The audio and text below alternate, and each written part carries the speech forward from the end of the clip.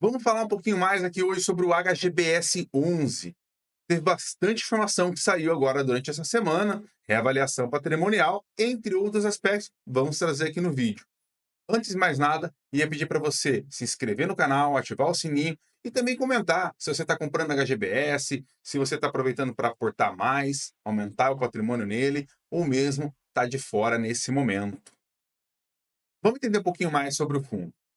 O fundo hoje tem 20 shopping centers dentro do seu portfólio, no qual ficam em 15 cidades e em 6 estados diferentes.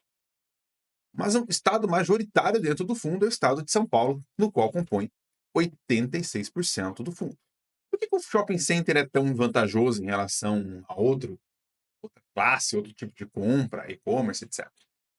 Bom, acho que a gente tem que lembrar o seguinte: shopping center, a gente está capturando o ganho de fluxo. Todas as pessoas circulando ali dentro, hoje a gente tem que lembrar que shopping center a gente consegue fugir daquele calorão. O Brasil é um país tropical, muito quente, muito intenso. A gente consegue fugir daquele calorão devido ao ar-condicionado dos shoppings. A gente tem que lembrar também que o shopping center hoje ele tem entretenimento. A gente vai no shopping center para se alimentar, a gente vai no shopping center para assistir um filme, tem médico, tem academia, entre outros aspectos dentro de um shopping center. Então, tudo isso faz com que haja mais segurança e também a gente consiga ter tranquilidade. Entrando um pouquinho mais aqui agora no HGBS, a gente vai olhar que o fundo hoje está com o seu menor número de vacância dos últimos meses. Então, isso é bem importante, porque faz com que, dessa forma, a receita qual o fundo está fazendo perante aos aluguéis esteja maior. Então, isso permite com que o fundo tenha menor vacância, pagando menos condomínio, e também auferindo maior receita.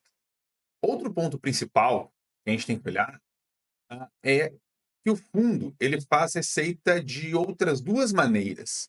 E não é só a questão do aluguel em si, mas também um percentual sobre as vendas. Então a gente vai olhar aqui e enxergar que o fundo vem crescendo o percentual de venda total dentro do shopping. Então isso significa que no momento de economia mais aquecida, ou mesmo de vendas mais pujantes, faça com que o fundo tenha uma arrecadação maior.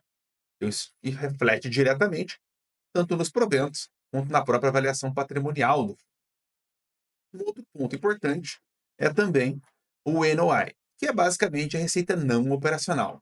Essa receita não operacional ela pode ser difundida tanto para a questão do estacionamento, entre outros aspectos, como também de algum evento, alguma coisa que tenha sido organizado dentro daquela rede de shopping center e faça com que ele eleve a receita dessa maneira. Um ponto bem importante que eu trago nesse momento é que hoje os fundos estão abaixo do seu valor patrimonial. Então já estão com desconto. E quando a gente começa a trazer uma linha do tempo e um horizonte para isso, a gente vai olhando aqui ao longo do tempo, 2025, 26, 27, 28, enfim, tem um fluxo de amortização por vencimento. O que significa isso?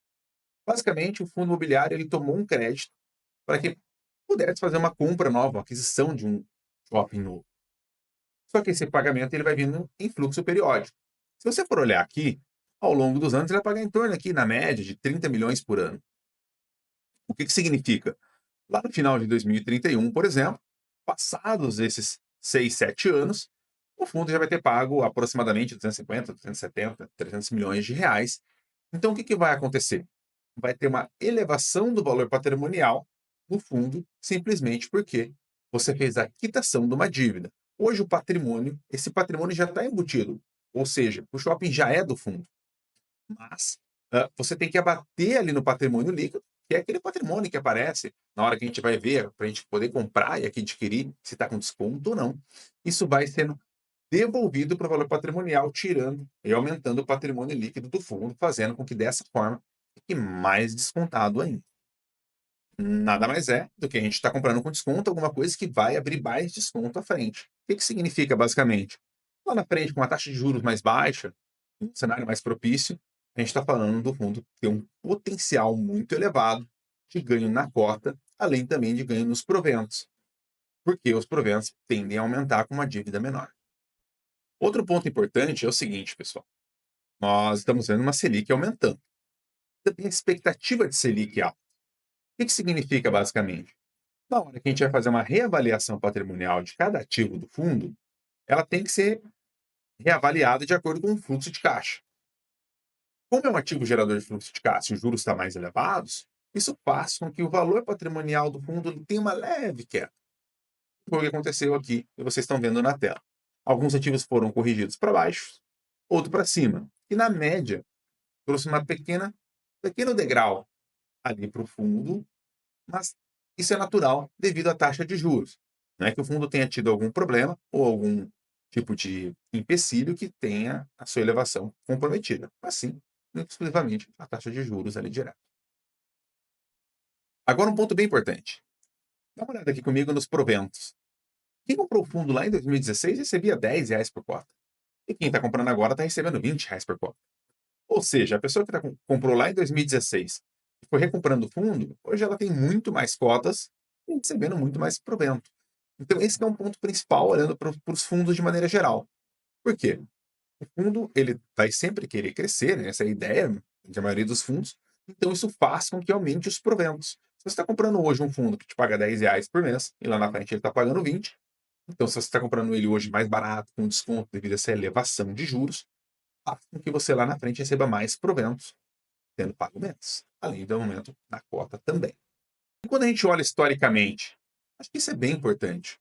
Quando a gente olha historicamente, a gente vai ver o HGBS com 570% de rentabilidade contra um CDI de 381. Tem que lembrar que nesse gráfico ele está somando a rentabilidade dos proventos. Então, os proventos vindo isentos de impostos, enquanto a maioria das alocações em CDI, a gente vai ter que pagar tributo. Então, isso é um ponto bem importante, porque o HGBS, historicamente, ele não conseguiu ter elevação na cota, principalmente por causa desses últimos períodos de pandemia, juros altos, etc. Então, o preço da cota em si, ele não está elevado, ele não subiu. Então, a gente está falando de 570% de proventos isentos de imposto. Então, se a pessoa tivesse recomprado o próprio fundo, hoje ela teria um valor mais elevado ainda de proventos e também de rentabilidade. Acho que isso é um ponto bem importante. Faz com que você, olhando ao longo do tempo, o crescimento, não só da quantidade de cotas que você tem, mas também o crescimento de proventos ao longo do tempo.